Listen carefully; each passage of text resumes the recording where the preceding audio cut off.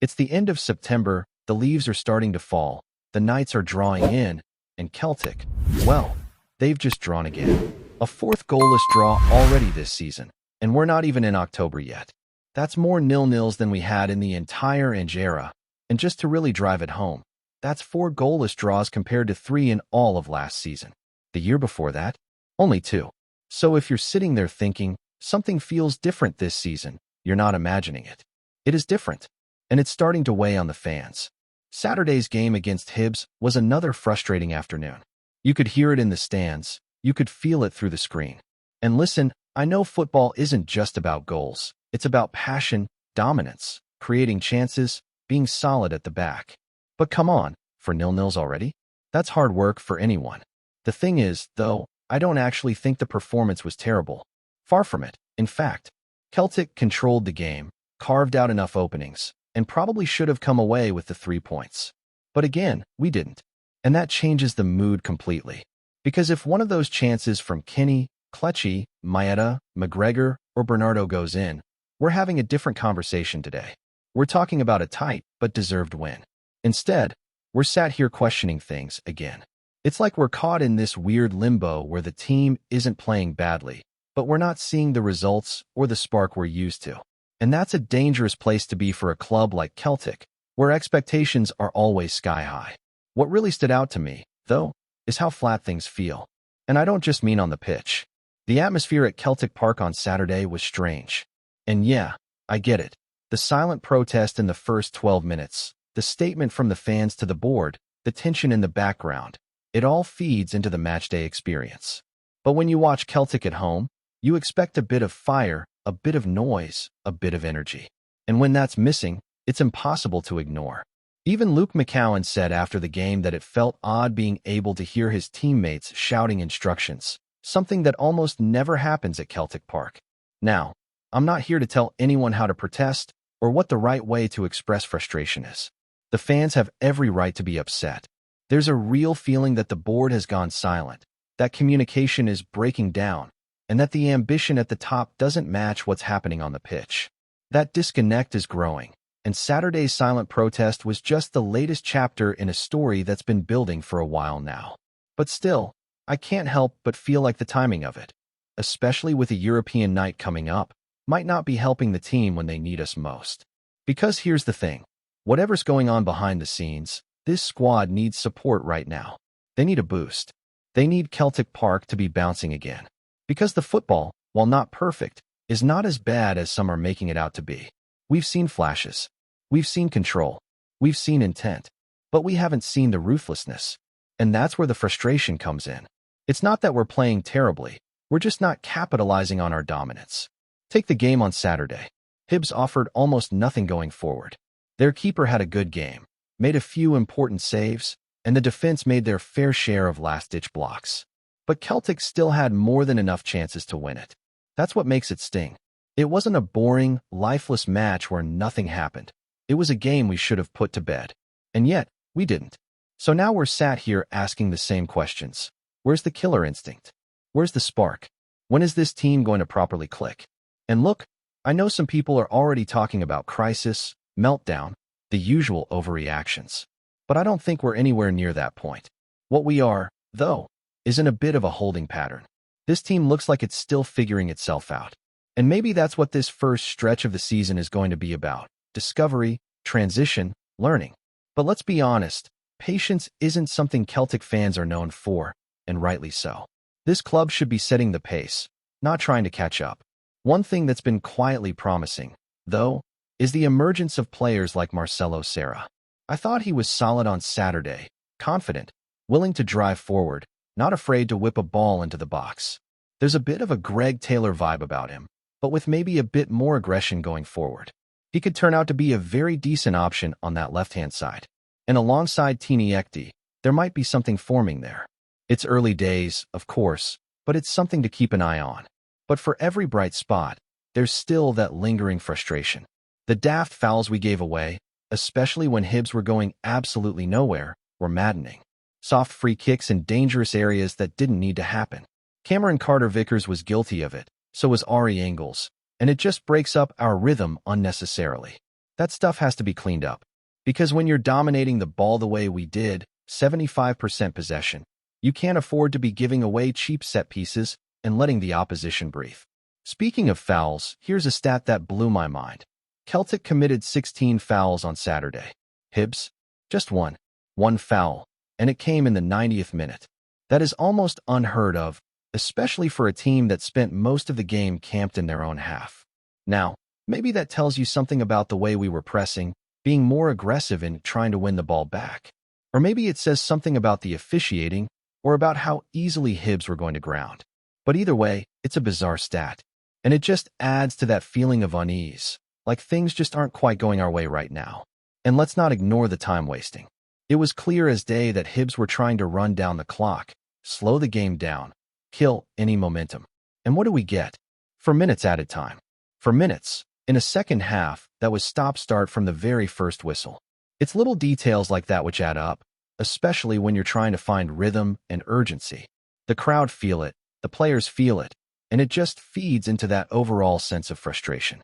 But again, I don't think this is a team in crisis. I think it's a team searching for identity, trying to find a consistent level. The pieces are there. The quality is there. What's missing is that one big result, that statement win that reminds everyone who we are. Maybe it comes on Thursday night. Maybe that's the night everything clicks into place. Because let's be real, Braga are a decent side. They beat Feyenoord last time out in the Europa League. They've got quality, but they're beatable. And if Celtic can lift the intensity, be just a bit more clinical in front of goal, then maybe that's the turning point. There's still belief in this squad. You can see it in players like Iheanacho. Yes, he missed chances, but he was involved. He linked up play. He looked like a proper part of the system, something we've been crying out for from our strikers this season. He's not hiding, and that's a good sign. The connection on the left between Serra and Tini Ekti looks promising. The midfield is moving the ball well. So it's not like we're watching a broken team. We're watching a team that's just not quite firing. And that's the hope now, isn't it? That Thursday night under the lights brings the breakthrough. That the noise comes back. That the energy returns. Because right now, it's all just a bit flat. And Celtic fans don't do flat. We want fire, we want fight, and we want to see this team back where it belongs. But before we even get to Thursday night, there's still that big cloud hanging over the club, the ongoing tension between the fans and the board. And look, this isn't new. This has been brewing for a long time. But what's becoming clear now is just how much it's bleeding into the matchday atmosphere. Saturday's 12-minute silent protest might have been symbolic, but it also made the first quarter of that match feel almost surreal. When you're used to Celtic Park being one of the noisiest, most electric grounds in Europe, watching the players knock the ball around in near silence is just off. And the thing is, even when the noise came back after 12 minutes, it never fully felt like it lifted. There's a sadness in that, because for all the frustration with the board, and let's be clear, it is completely justified, you also want to believe that the support can be the difference, especially in tight moments, especially in seasons like this where things aren't clicking as quickly as they should. But when the fans feel disconnected from the people running the club, that fire dims a bit. You can feel it. The noise is still there in bursts, but it's not constant. It's not electric. And that's what Celtic lives off. That's what drives the team. And now we've got this plan for an even longer silent protest on Thursday night. 29 minutes of silence to mark 29 years since Fergus McCann's departure. Again, the symbolism makes sense. Fans are angry. They want to be heard. And ironically, silence has become the most powerful way to say something right now. But it's also hard to shake the thought that this might be coming at the worst possible time. We've got a big European tie at home. We've got a team looking for confidence, looking for energy, and we're going to sit in silence for the first third of the match? That's a hard one to wrap your head around. Because as much as we all want change, real, structural change at boardroom level, we also want to see this team fly. We want to see Celtic dominate again, not just scrape by, not just look functional. We want to see flair, pace, hunger, that cutting edge that's been missing. And you start to wonder, is it possible to truly get behind the team while also making your protest heard? Is it possible to hold the board to account without it bleeding into the stands and flattening the entire matchday experience? I don't have the answer to that. No one does. But I know how I feel. I feel torn. Because the frustration with the way the club is being run is real. The transfer window was underwhelming. The messaging from the board has been vague at best, and there's a real sense that ambition has stalled. But at the same time, I just want to back this team. I want to roar them forward. I want to see them thrive. And I worry that if the stands stay quiet, the pitch stays quiet too. You could hear it in Luke McCowan's comments. He wasn't criticizing the fans, far from it. But he did admit that the silence made it feel different on the pitch. He could hear his teammates. It felt eerie. And if the players are picking up on that, then it's clearly having an effect. That doesn't mean the protest is wrong, but it does mean we've got to be honest about the impact. Because these lads on the pitch, for all their flaws and missed chances, need to feel like Celtic Park is a fortress again, not a library. And there's more pressure now too, because hearts are flying. They're 2 points ahead of us already, and while I'm not panicking about that just yet, it's not a position you want to be in. This isn't just about Thursday night. We've got to keep pace in the league. We've got a trip to Tynecastle coming up, and if we don't get our act together soon, that could be a dangerous fixture. You don't want to be going into that game chasing 5 or 6 points. That's how pressure builds. That's how cracks deepen. To be fair, Callum McGregor and McCowan have both been calm about it. They're not worried about Hearts running away with anything. And they're right. It's far too early for that. But again, it's about how you feel. And right now, it just doesn't feel like we're in control of the narrative. It feels like we're reacting to things rather than dictating them. And that's not what Celtic should be about. The fans can feel that. You can see it on socials, hear it in the pub, read it in the comments. There's this restless energy around the club right now. No one's quite sure what to make of this season. Are we in transition? Are we in decline? Are we just in a slow start that's about to flip into gear? Nobody knows. And until we get that one big performance, that one big win, the uncertainty is going to hang over everything. That's why Thursday night matters. Not just for points in the Europa League. Not just for prestige. But for momentum. For belief. Because if we go into that game flat, if the crowd doesn't show up, if the team plays like they're waiting for something to happen rather than making it happen, then the pressure only grows. And the mood only dips further. It's a weird week, no doubt. Midweek kickoff at a strange time, half-empty stadium likely, fans still in protest mode, and a team that's not quite sure of itself yet. But sometimes, that's when Celtic comes alive. Sometimes, it's in the oddest moments that you get a spark. And maybe, that's what we'll get on Thursday. A moment of magic, a turning point, something that reminds us all why we fell in love with this club in the first place. Before we proceed, subscribe to our channel and enable notifications to receive all exclusive news about Celtic FC. Don't miss any details about your favorite team. It's extremely important for Celtic FC fans. Whispers are growing louder across Scottish football that Celtic may be on the verge of pulling off one of the most eye-catching moves in recent years, the arrival of Callum Wilson from Newcastle United. The English striker, long admired for his sharp finishing and tireless work ethic in the Premier League, is now being linked with a sensational switch to Parkhead, a move that has set tongues wagging among supporters and pundits alike. While no official word has emerged from either club, the rumor mill is in overdrive, with insiders suggesting that discussions could already be underway.